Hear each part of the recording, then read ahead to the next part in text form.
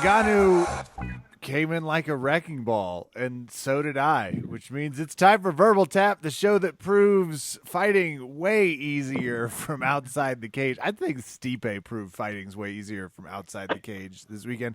I'm your host, Kevin. With me, of course, Raph Esparza. Raph, he said that photo looked worse than it was. How are you? Are you looking worse than you are, or are you feeling good? Both. I feel that I look worse than I am advertised, and I feel that that photo still makes me cringe. There's two outcomes I hate for every fighter, and I've seen a lot of fights both in person and covering through the many years we've been doing the show. The first one that makes me nervous is when they go behind their knee for that involuntary stretch, just like that. And the second one is when they get knocked out so hard they hit their knee on the way down. If it is either of those two, you will oddly see me have a reaction of, nope, I'm not okay with this. Nope, anything but those. And that's how I felt the other day. However, our good friends over at Shopped As It Gets drew a nice little guitar.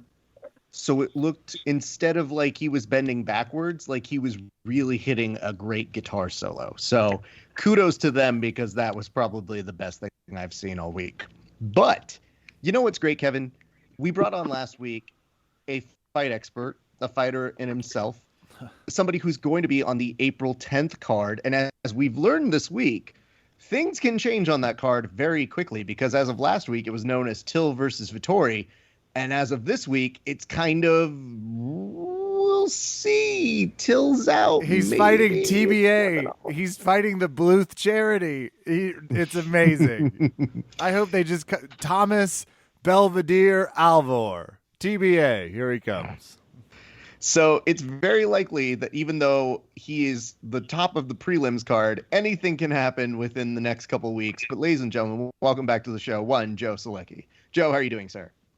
I'm good, man. Just finished up my last night of hard sparring. So one of the last tough things I got to do is done. A couple more things on the list. And, yeah, that's it, man. Enjoying talking to you guys now. I'd argue we're tougher than your tougher training, but whatever you say. I would tell you this, though, my friend. I noticed that you're making the rounds. You're going on all these different shows. At some point, when do you, like, look at them or hear them and say, man, you guys just aren't Raph and Kev? From the beginning, I think. From the last time we did this, a week ago till today, every single time I've done it. No, there's some that are great, but I was laughing tonight is like, which is fine. You're going to be asked about your opponent. But I was like, I think I'm just getting so many requests for interviews because they can't get a hold of Jim. So they're just talking to me about what I think he's doing. Like, at some point in the interview, I'll be like, I think this is just an interview about Jim Miller, but they're just going through me because he's done all the interviews. He's just not answering. And they're like, well, we can get this guy. They're like, what do you think Jim Miller weighs right now? What's he eating? I'm like, guys, I don't know. I'm fighting too. But, yeah, so it is a blast talking to you guys. So then you're not going to answer our questions of what do you think Jim Miller's favorite book is? Should I cross that off?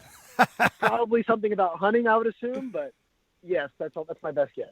It's definitely a hunting coffee table book. I heard that pause Joe did when you were like, at what point does he realize they're not Raph and Kevin? He was like, who's Kevin? Oh, shit, the people I'm talking to. Yeah. Yeah, never. What? I heard it. Joe, I've moved past it. We respect you enough to know that you belong here. You're a welcome addition to our show. We enjoy having you here. You're fighting very soon. Was your heart a little bit torn out when you did hear that Till was off that card, though? No. If I was like not fighting that night, I probably would be like, oh man, I was looking forward to that. But I really didn't even. Then my only thought was, oh crap, I might have to fight later in the day. What if we get bumped to the main card? But no, as far as them fighting, I really like watching Vittori. So I'm pumped that he's on there. But still. But no, I hadn't even thought about it. I just thought about the poor guys can get called up to 5 rounds on short notice. Really, I just sympathize with that person. Yeah, it's a tough gig. But, well, look, dude, we're glad that you've come back. Kevin, we're obviously going to get down some results, but we should start right up top by talking about what Kevin was already suggesting, which was the slow death of one Stipe Miocic. Can you tell me where you were, what you were thinking, and your reaction to when you saw Nagano in round number 1. We haven't even gotten to the knockout yet, but in round 1, were you at any form of pause in that? So, he's still oh, here. you're talking Cool. to Sorry, my phone cut out for a second. I was like, I think we lost him for a second, but he's back, and he bobbed and weaved right back in. With 4 bars. I don't know what happened. Apparently, bars don't mean anything on the cell phones anymore. You recovered. I'm parked with 4 bars. You recovered so swiftly. I'm leaving this in the podcast because people do not know until we started talking about it. It was our secret, but I'm glad everyone knows now. So, Joe, tell me your reaction to the first round you saw with Nagano and Stipe. You know the meme with the sock puppet with his mouth open? He just looks around. That was me. I was like, oh crap! Like I wasn't even thinking about the bet. I was just now. I guess I'm full dad mode. I'm like, oh no, this guy's got a family. Like we can't. Like I was just like going. I think Stipe is my wife's favorite fighter, and that including me. So I'm just looking at her, and she looks panicked, and I was like, oh no, we're gonna see something bad happen. Like he's a slow starter, but you can't be a slow starter with Ngannou, and he's starting slow tonight. This is gonna be bad. One of the people in our chat when I was doing the live fight companion goes, "Don't count out Stipe," and I said, "Sure, but did you see that round? Are you concerned? Because I'm concerned." And I think the main concern that I had was when you saw Francis Ngannou actually have some wrestling defense, and just enough, not like a ton, not like he was a world-class wrestler, but just enough so that when he could get him to turtle, he could then go into his world of rock'em sock'em robot death. Because when I saw him start to punch from that position, I go, those don't look like they are leaving any kind of space for Stipe to be okay. Would have killed me, by the way. I just want that noted for the record. That first round, no average human being lasts it. Did Stipe, I missed the press coverage. Is he on the TB12 plyometrics? Did he go vegan?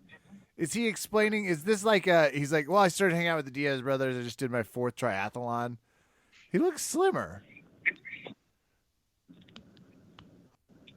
No? Yeah, I thought in the DC fight that kind of helped him. So I was like, oh, this is going to be great. He's going to be slipping shots and rolling under.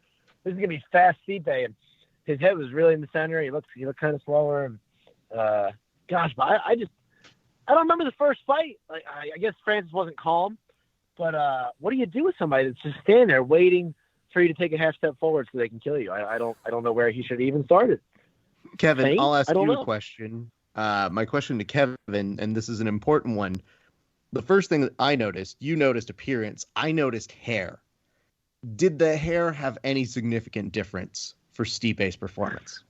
It might have. He just, if I'm fighting Francis Ngannou, which, you know, as a casual jiu-jitsu practitioner, I think you just fade in, then shoot the takedown, heel hook him, easy peasy. I don't know why Stipe didn't do that, but I'll get in his corner. To me, Stipe did have that moment where it was like, he looks too handsome and comfortable right now for this fight because he had his hair night of looked horrible. I get it. It's a little wavy, but people with thin hair we can sympathize. I'm a little bit on his side here. Sometimes no matter how much gel, if I want to grow it out, it's just going to flop around like I'm Dennis the Menace. I don't think that's ultimately what his problem was. I think he's starting to get in the handsome bubble, Raph. I think this is a handsomeness situation problem. Okay. That's definitely one form of analysis, so I'm glad that you're bringing that up. Very few fighters get more handsome as their career goes on. Like Forrest Griffin's unrecognizable. He's like a different human being a fight career later. But Stipe somehow is just like, looks good. Yeah, that's definitely what happened. They got Michael Caine from Miss Congeniality to go ahead and fix him up real quick. I would ask you this, though. We haven't even talked about the knockout yet, but Joe, you're a fighter. How did this happen? And to your recollection, what did Francis do in that second round that made it so scary to the rest of that division and maybe possibly John Jones? I think he just didn't come forward. I mean, he came forward, but he didn't. I think he figured out where his red line is. I still think it's probably pretty low on the scale. You know what I mean? Like his gas tank is definitely a much smaller gas tank than anybody else's, but they can't make him use it when he doesn't want to. I think he's gotten a little better defensively where he'll still hit you coming in. He doesn't have to run at you. And I think that's when they're like, oh crap, like we can't gas him out because he won't engage until he's ready, you know? He won't throw 7 shots. He's just going to throw 1 and it's going to hurt. My best guess, I don't know. I don't know. I think the only person we were saying, maybe the only person that could counter that is Derek Lewis, because even though he looks different, he has the same gift. You know, he can do the same thing, and he somehow recharges his batteries pretty quick too. But again, I don't think so. Gifts. But I don't think there's anything John Jones could. I really don't see. I don't see how you beat him at this point. Have you ever been KO'd like that? Yes. Really? It didn't look as bad, but it was pretty close. I just think it was less bad because it was 155, but it was pretty bad. I fell on my own leg too. Then the ref held me like a baby and made it his cover picture. And I was scrolling Facebook one day. I didn't even know his name. And I saw me. It was like someone changed the cover photo. And then his profile picture was him actually holding his son like that too. So it's like profile was him and his son. And then cover photo was him holding me dead in his arms. So it was that's not kind my Wait. best moment. tough day. No, at the hold on. office. This is terrible Facebook etiquette. What the hell? Like, Well, I I'm think being a starting with the- referee, that's your proud day at work. Like, oh, I did my job. I saved this young man's life. When I see him, because he's like in the Carolinas a lot, I'll see him at like local shows. It's almost like he's ecstatic to see that I'm alive. He came up and like, dude, congrats on the bait. Like, I'm just so happy to see you doing so well. I'm like, I think he thought I went home and died that night. I mean, yeah, no, I'm with it and I get it. I just don't understand the idea of like this dude's putting it like he rescued a kitten from a fire.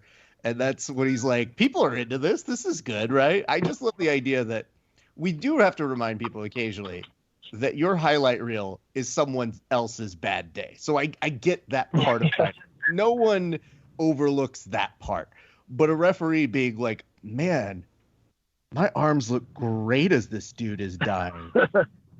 God, he really picked up my forearms and my tries here. At least he didn't great. tag me. Is what I always say. At least he didn't tag me. Sure, but you know what? Now you've given me the limit of where I can go right up to here, Joe. So if I'm ever in a photo and you are not looking great in that same photo, I know I can get away with it. So thank you for giving me permission to do that. We mentioned John Jones. Kevin, did you see any of what was happening with John Jones? I saw too much of what was happening with John Jones. I don't know how I guess I do, because he's put on a ton of weight and he's still trying to fight. So we're like, yeah, let's talk about him. Dana White calls him out. It's talking some smack. It's the bravest Dana's felt since he ran into he got caught running into a pregnant woman. This is like peak Dana White, John Jones confidence. John's tweeting. He's making photos. It's sort of he's taking a little break. It's crazy, but he got plenty of coverage. Can I just give you a little bit of a note that was happening? Apparently now, John Jones says that in order to fight in this division and to really take that fight with Francis Ngannou, he should be paid $8 million. Joe, well-timed sound effect, by the way. What is your opinion on that? I mean, I think he said that wouldn't even be he said that wasn't enough, right? 8 to 10 wasn't enough? You know what? I didn't do enough to read it. I just said 8 million and UFC. I would do it for that much. I would send my wife in there, my mother, anybody really. I don't know who that's not enough money for. We're not in the sport where you get 100 million. Like, I think what's the highest flat purse anybody's paid? I think it was 10 to Connor. Plus, obviously, pay-per-view points, but that's off the books or public. So, I mean, I don't understand. That'd be 8 to 10 is fantastic, I would think. I know the risk fighting Francis, but that's just he chose to go to heavyweight. Kevin, should we have a sidebar here? We did just hear that after some very interesting disclosures here, that Joe's willing to put his wife in there for $8 million.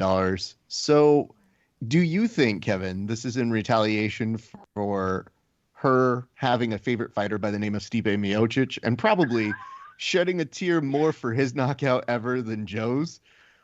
Or is this just him making smart financial sense?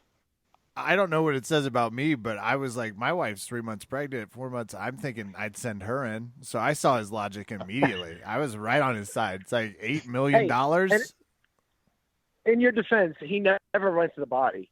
It was only headshots. I've never seen him hit the body. Yeah, well, it's mostly just elbows, right? We'll see what happens. Yeah. But the lawsuit alone after that, it's a lot of money.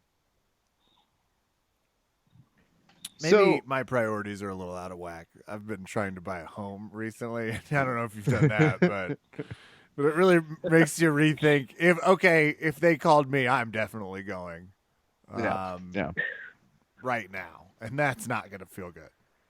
All right, follow-up question here, Joe. You just got to grin and bear. That just tells you that John Jones has too much money then, because where I'm at in life, if you get offered $10 million and you're not going to actually die, you're just going to get close to dying, I think you got to just take it. I think my wife would send me running. And I'm pretty sure, I don't know what the UFC's clause is, but I think John said Bellator has like a $500,000 policy where if you die in a fight, you get $500,000. I'm pretty sure my wife's like, oh, cool, I get another half. That'll go toward the taxes I got to pay on this. So I think we're good. Yeah. I think she would send me in a heartbeat. All things being equal, it's not bad odds, just stakes-wise. Yeah, actually, speaking of odds, I'm trying to find Joe's on my phone right now on FanDuel during this whole conversation. Well, I think you're bringing up a good point. And, Joe, this is something I want to ask you to maybe kind of put a button on at least the John Jones discussion for this portion of the show. What do you think are the odds we see John Jones fighting? Not even Stephen at this point, but I mean Francis, because the larger question is John Jones fighting in heavyweight, period. But I guess now the question is, would he be fighting Francis? What do you think are the odds of that? Well, do I think the odds of him actually taking the fight or the odds of the fight? Sorry. Of that fight happening. Oh, I think he's trying to price himself out. I mean, which is weird. I couldn't imagine him being scared of anybody. I don't even know that he's scared. I think he just doesn't feel like he needs it. I don't know. Unless he really missed out. I mean, my only thought process is this: like, he's pretty cold-blooded. Like, I don't think he really. Most people when you see them, you're like, oh, everyone gets nervous for a fight. They just pretend they don't. But I really think he's kind of sociopathic, where he probably doesn't. So my only thought process could be he really feels like he missed out on a lot of paydays, all the time he missed, and maybe he really does just want to get this and make up for all that lost time, which I understand. He lost a lot of stuff between the Nike deal and everything else, the time out. So maybe that's what it is. Can I just tell you the one thing that I thought of in this whole scenario, which was that, okay, John Jones is now trying to price himself at $8 million, which I think would have been a more effective sort of approach had he not volunteered to go up a division and giving up a belt.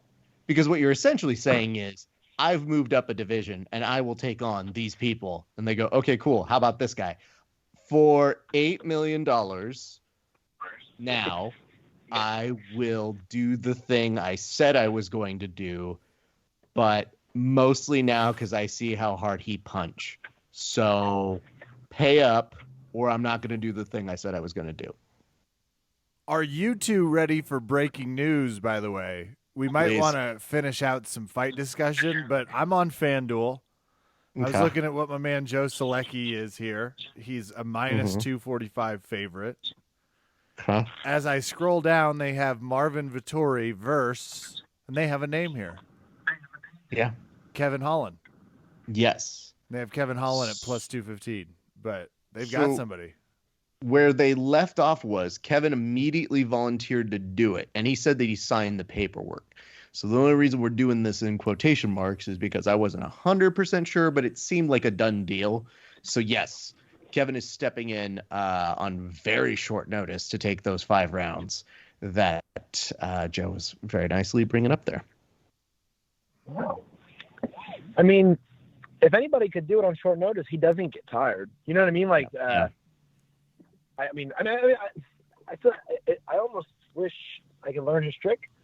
Like, even when he's wrestling and stuff, like, he's just like, okay, I'll recover on the bottom, talk a little bit. And he never looked like the guys that beat him, when they do, look way more tired than he looks. So he's obviously not worried about 5 rounds. He just fought 5 rounds and didn't look tired. So more power to him. Probably do more jokes. I think that's really what it is. And I He don't throws know if you people. do that sort of a thing. And I mean, we've gotten an idea, a little peek into how much you'll trash talk people that you're really close to.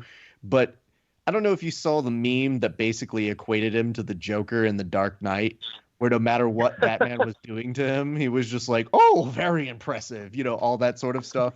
Like, I thought that's one of the most appropriate Dark Knight interpolations I've seen. Anyway, well, I think that puts a good thing here. Kev, do you have any more notes about Stipe? Do you have anything to want to see him do next? Because I immediately was thinking, like, bro, you don't want to rematch this dude. It might be a good time to maybe not say the retired word, but think maybe we are retired. Yeah, he's getting older. I think there's a fighter that should be first in line on the retired line here, but we're about to get to that. Stipe, I like the him John Jones fight personally. That to me is a ton of fun. If it seems like they're going to give Derek Lewis a shot regardless, which I think is good. It's probably the last chance, and it does that thing Dana really loves, which is gives Francis a chance to just be the champ. Because I don't think that's a tough fight for him. He's just a way better version of all the things Derek Lewis does, except for post interviews. And oh no, you didn't like that? No, I'm saying I loved it, but it's Derek Lewis. Like the one thing he edges him out on is he is better at the post fight interview. If I don't better, but he brings a style to it. That's fair, because I had a close friend who was telling me, they go, man, what a night for Francis, but I couldn't take that interview with him and Joe Rogan. And I go, what are you talking about? It was the best part. It was like, dude, he was interviewed for longer than he fought. And Joe Rogan was so giddy to plug his episode of the podcast with him that he just kept going back. We've talked about your thing in detail on my podcast. How does it feel? And at one point, I'm pretty sure, don't go back and look it up, but I'm pretty sure Joe Rogan let out a, yay, you won, which is very odd to see. So there is that. Kevin, you were mentioning somebody might need to retire. Who might that be? I told y'all he's 38. He's 3 years older than me. Every day's a struggle. You don't get better.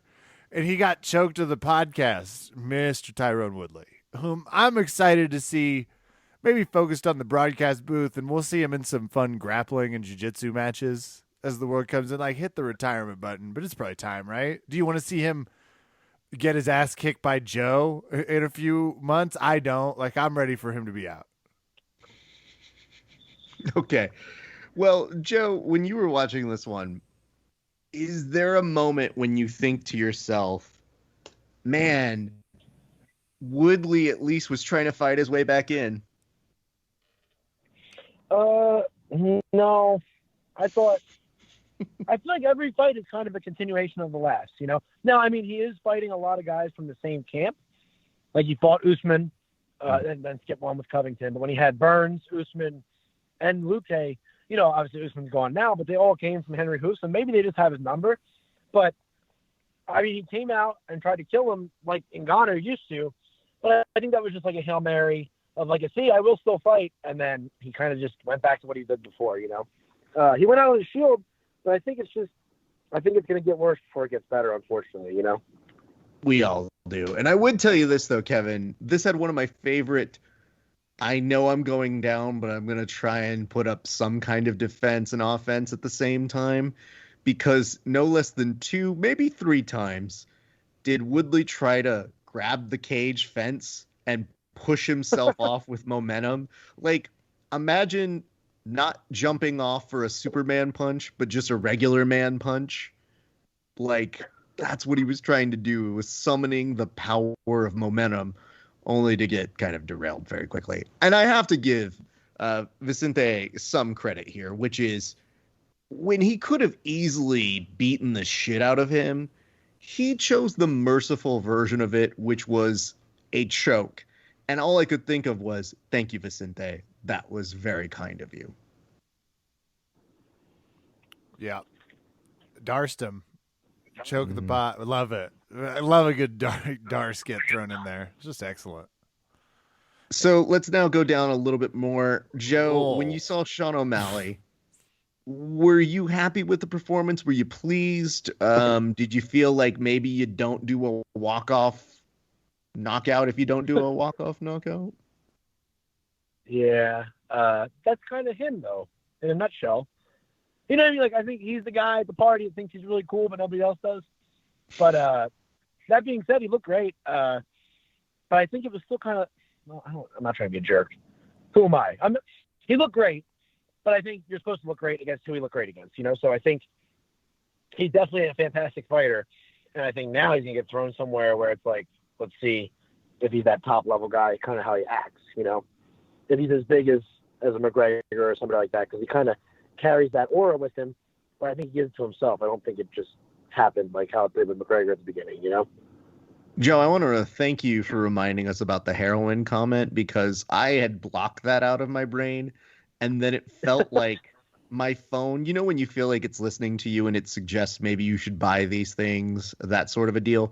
I felt like after we said it out loud and my phone was near me, I got nothing but heroin comments and memes thrown at me. And I go, God, I really blocked this out. Like I really just chose, yeah, I don't really need to do this because he's already a weird kid and people really hate him. And I don't really, really hate him, but that is significantly stupid.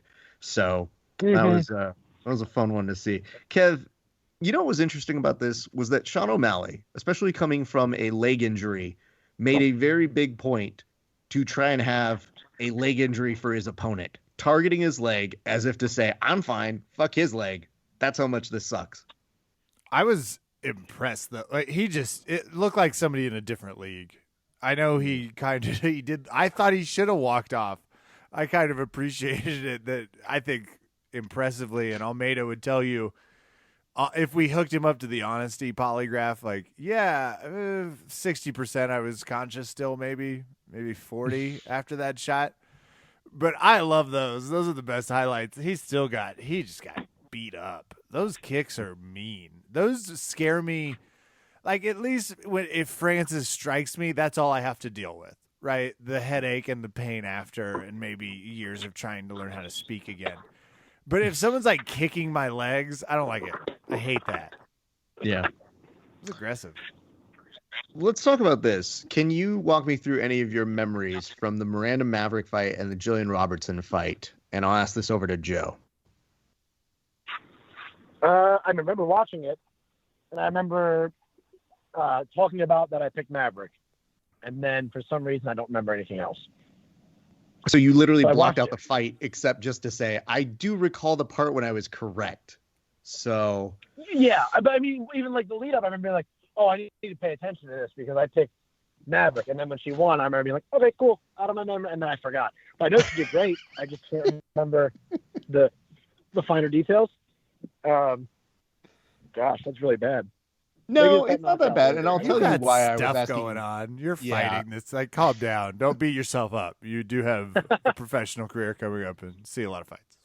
I'll tell you this much. Part of the reason why I asked you is because I think I genuinely forgot it. I have bits and pieces of it. I can tell you that Miranda Maverick looked better all around. Jillian Robertson had a game, if I remember correctly, a better second round. But there were still two judges that went 30-27 and 29-28. So all around, I was pretty impressed by Maverick's ability to kind of aggressive, put some things together. I mean, she was looking for all different entries. And I mean, all around, I was like, all things considered, good for her. I would tell you this. It is a sad moment on the show when a friend of the show gets knocked out. So Kama Worthy gets knocked out. And I swear to God, Kevin, on the Fight Companion, I was in the process of saying, man, I think it's really interesting that Malarkey really wants to stand and bang with somebody with knockout power like Karma. Oh, Kama's dead. Okay, well,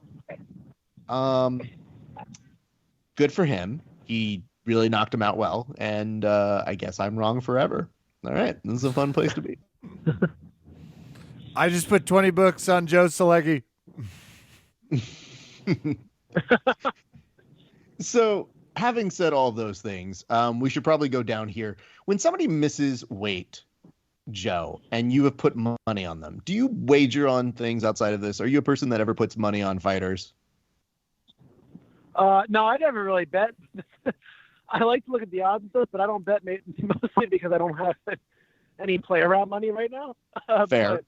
But, yeah, the missing weight, I don't know, because it can go both ways. If somebody misses weight, it can always be that they dried out and they got real sick and it's going to affect them in the fight.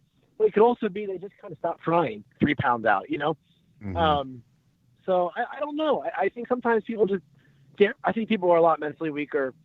Certain fighters are pretty. I've watched guys cut weight where you're like, dude, you're fine, and they're just putting on the face and they're quitting 5 pounds out. So realistically, they can come back and perform fine the next day. Then I've watched guys where you're like, dude, you're on death's door, and you know, maybe they missed by like half a pound. You know, so it's so hard to tell how it's going to affect the fight if you're not like around that person. You know.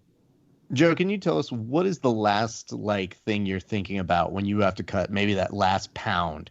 Like what is going through your head when you get down to 2 to 1 pounds left to cut? I'm thinking the same thing that I'm thinking when I wake up and I'm nervous on fight day is like, oh man, it was like 30 more credits to graduate school. No, but it's kind of like, it's funny because when you're water loading earlier in the week, all I think of is if I have to have another sip of water, I'll kill someone. And then that last hour, last pound, you're like, I would kill someone for a sip of water right now. So it's just, you're like, gosh, why did I not cherish it when I had it? Kevin, did you happen to see the submission on this one from Menafield? I know it's a Von Flu, but I didn't see it. I was actually, as we're talking, I'm desperately trying to find a highlight, but ESPN's ESPNing. Sure. It was impressive. Amazing takedown. And then all of a sudden you kind of see Menafield going, is this dude going to let me Von Flu him? Like, is that what's happening here? Because I'm okay with this. And it turns out that Fabio said in the takedown, he got a little bit of a rib injury. So that seemed to be the kind of discussion that was happening after it. But I found either way, it. Oh, up against the fence. That sucks. I'll ask this, Joe, you're the black belt here. How many times have you landed a Von Flu? Maybe once. Maybe. That's about as many times as I've landed a north-south choke. Once or twice in 20 years. See, I feel like you should have more north-souths than a Von Flu. Hey, Von man. Flu I know. feels like a golden goose that when you have it, it's your hole-in-one in golf. When you go, guys, I got a Von Flu. Like, we should give somebody a ceremonial plaque that said, you got this.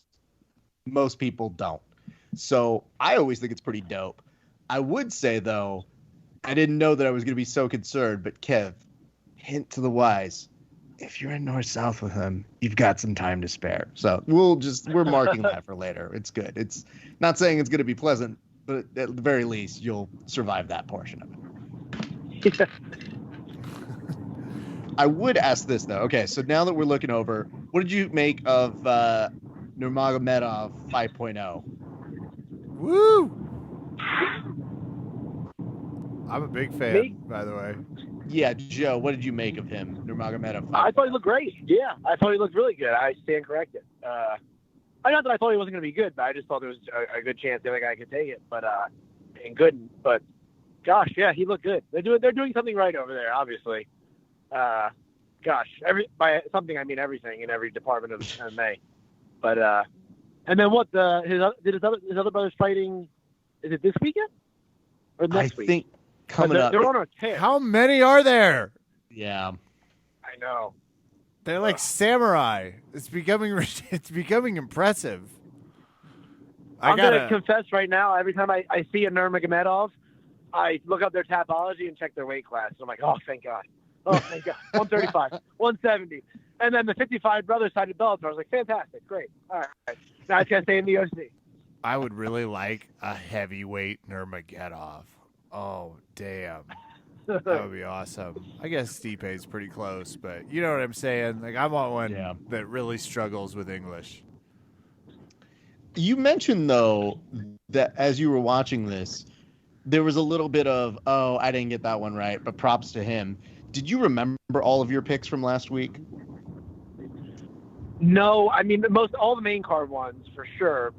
But then I was going back, like, I really couldn't keep score in my head of who, what, because some of them, most of them I remember, but there was some where I was like, crap, I don't remember even talking about that, and we did, but so I don't even know who won.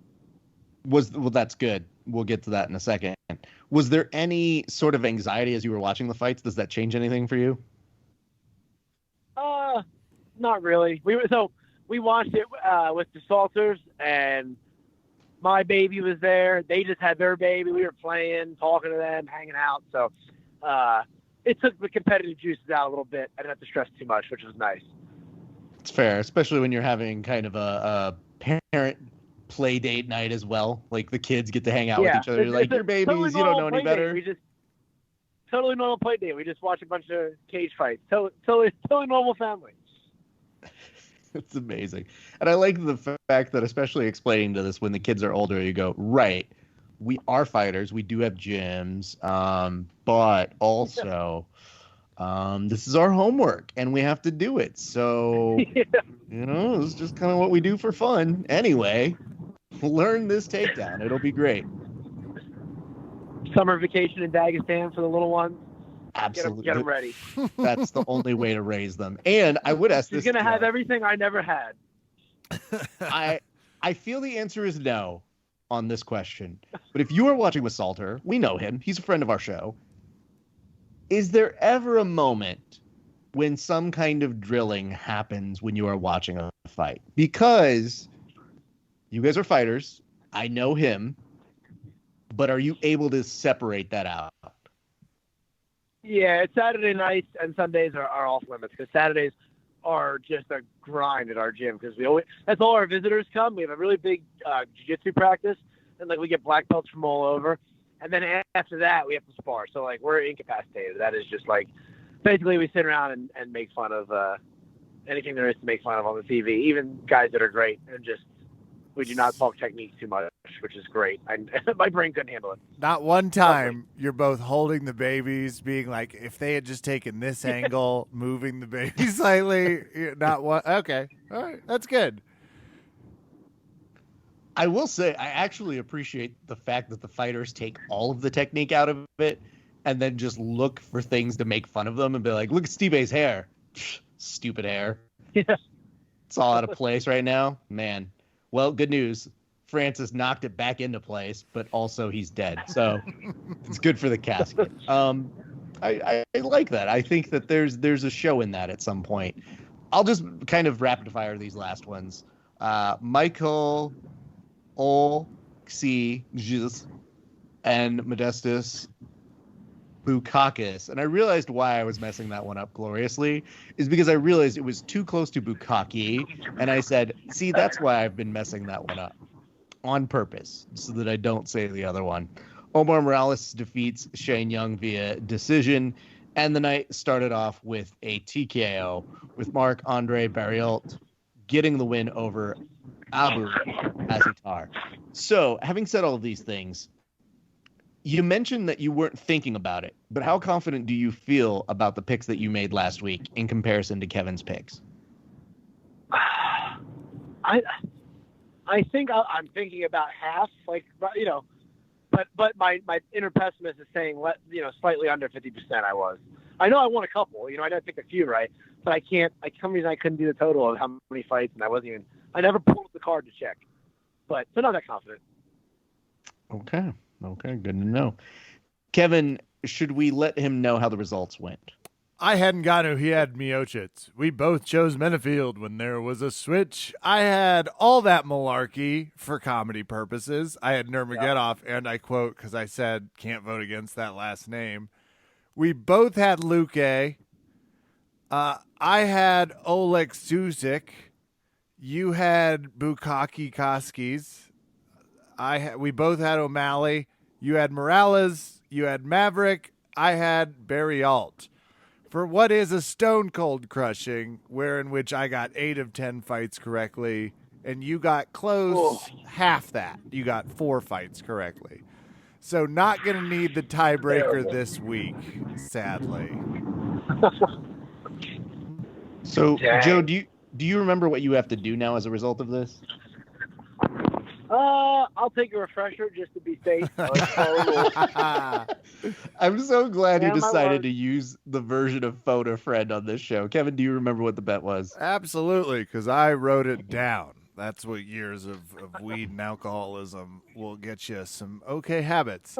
He has to do a little promo video for the show that's, he explains while he's fighting on ABC, which is also a little promotion for him, he'd like to tell you that he would have loved to have been on Desperate Housewives or whatever show he chooses. He gets to pick what ABC show he feels.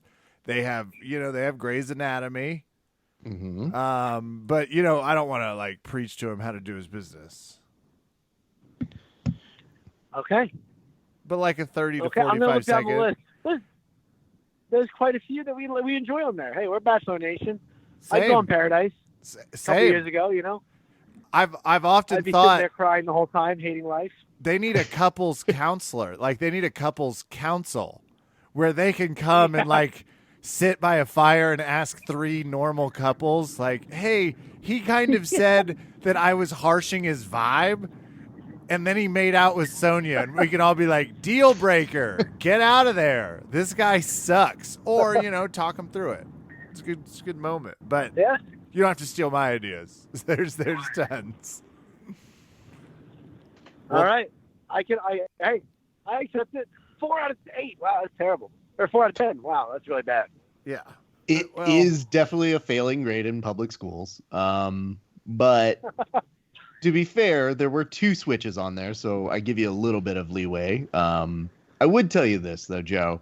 It's way, way, way better that you were a fighter that we know is a reliable, fun fighter to watch. So we're excited about that. We're also excited that you were doing the hard work of plugging our man, John Salter, as the number 1 ranked in Bellator to challenge for the title. And I think it should be a closed case. He should be fighting for that championship, right? You would certainly think so. Right. Between what we've heard and what we're seeing now, like if they wanted a reason to not, to slide somebody else in there, they wouldn't have put that out in their rankings. So I'm certainly thinking it's got to be it, right? So, gosh, he was supposed to get it after he beat Kendall. And how long ago was that, So Yeah. Long overdue. Hopefully it gets solidified here in the coming days or weeks. Well, I'm going to put this out to you because I did say I actually sent a message to Salter this week. And he said maybe, and I didn't realize he just had a kid. So I told him this is our usual week of pro wrestling and jiu-jitsu meeting each other. We refer to it as WWE BJJ week. We created this first.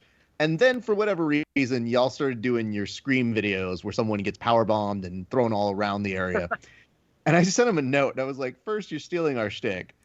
But you're doing it really well, so I do appreciate that. And number 2, I said, can you get us a video? And his response was, I think so, maybe. And then I saw he had a kid, and I go, oh, I didn't know that. But He's do still you in the think gym. you would? He's still in the gym every single day, every single session. So I'm sure they could get something going with that. The problem is Coach Tucker. So what you may have to do is put out the bat signal for Coach Tucker on Instagram because he's been MIA for months and months and months. So I think if he feels the pressure, he'll show back up with the screen. But I will tell you this, because this is a good time to tell the people what the championship is that we're doing. So for WWE BJJ Week, it's an open fan submission. We have friends of the show who are guests like yourself, and we have fans who are submitting videos. This year's winner will get a customized championship belt. I'm not talking about the one you pick up at Kmart. I'm talking about our friend who has drawn amazing artwork, literally has shown me a proof. It is a championship belt that we will give to the winner of this year's competition. Kevin, I think you've seen a proof of it. How would you describe it? I would describe it as badassery meets the magic that created the Harry Potter world. It's really something special. Wow. Well, in that case, if there's one thing that Coach Tucker loves, glitz and glamour, and that's our screamer, so we'll get him back. Dude, he's got no reason not to. That's what he does best in the world, is his scream and get beat up. And he's left us. Now, I will say he has gained a lot of weight, so the throw, we may not be the winner. The throw may be very lackluster, honestly. But we'll see, because Corey's lost some weight. So we got to see what happens. We got to see if they can. Is there nobody else that you can throw in that gym? Like, Isn't there a white belt you could just voice him over and dub it over with? I know, but our video editor left too. Oh, He went to Greener no. Pastures. Wow. He works for Keenan Cornelius now. He got a legitimate job. He does all the Keenan Online stuff. Well, He left us for Keenan, Greener Pastures. that's a debatable word for legitimate job, but good for him and making money. Well, listen, Yeah. dude. Here's what we're going to do. I'm going to pester him. You just put in a nice note. And I could say this. We could accomplish all things at once. And you could potentially say what your favorite movie or, I'm sorry, series that you would like to be plugged into while nonsense happens in the background. I'm just spitballing. The week is starting on Sunday. not bad. So just putting it out there and you guys could film it, I guess, over the weekend. So you know what I mean? Like, you do that. But to our listeners, I want to remind you guys, submissions are due Saturday, April 3rd. If you want to be considered, we have to premiere it. You cannot premiere it. It has to go on our page first. And then you guys have a window of like 2 days and then you can put it up. But that is how it's going. So WWE BJJ Week 2021, fans, friends alike, all you have to do, get in contact with us. It'll be nonsensical. I've already seen some of the videos that people have submitted to us, and it is going to be incredibly stupid, but we're making up for lost time because we didn't do it last year. So this is the 6th, almost annual version of this version. But Joe, we're glad that you were able to come through, man. I got to tell you, you are such a nice guy. I felt bad making you have to talk trash, but I felt really good that we got to hear your analysis, and we felt really good last week when you were coming on. And like I said, we signaled it toward the end. I think you have a trash talker inside of you, and I'm glad that we unleashed that, unlike those other unprofessional podcasts that you've been seeing. Yeah, I don't get to. Unleash that. I don't get to settle in on the other ones. It's like, bam, bam. All right, take care. See you later. So Absolutely. yeah, once we settle in, we're off to the races. Well, Kevin, do you have lose any... my filter? I forget we're doing a recording, and then it can get real bad. Who knows? We'll never lead you too astray. Kevin, do you have any departing words for him that will help him get his mind straight before he gets to that UFC on ESPN Plus? Nice guy, my ass. Vegas has him favored to beat the shit out of Jim Miller 2-1. That's not a nice human being by any stretch. Congrats, sir. Can't wait to, this is a big opportunity. We were giving you grief, but you're in their money spot on the intro card, and that's a big one. So it'll be fun to watch, but we're in your corner, and now I'm financially in your corner. So I feel like I want to urge you to get some extra sleep, stretch it out, follow your diet. That's it. That's all I got. Yeah, man, we got to talk to the odds makers in Vegas. Are saying one thing. The odds makers, what is the fight or flight part of your brain? The amygdala. The odds makers in there are telling me like, you're a 6-1 underdog. You better get to work, dude. So yeah, man, we're excited. I appreciate all the opportunity to get on here, man. It's been great. So thank you guys very, very much. No problem. We'll bring you back sometime down the line to chat, just as regular civilians, so that we're not putting you on the spot to make you fight, pick sort of thing. But we appreciate your time, Joe. Yeah, guys, take care. Thanks so much. I'll talk to you later. See you.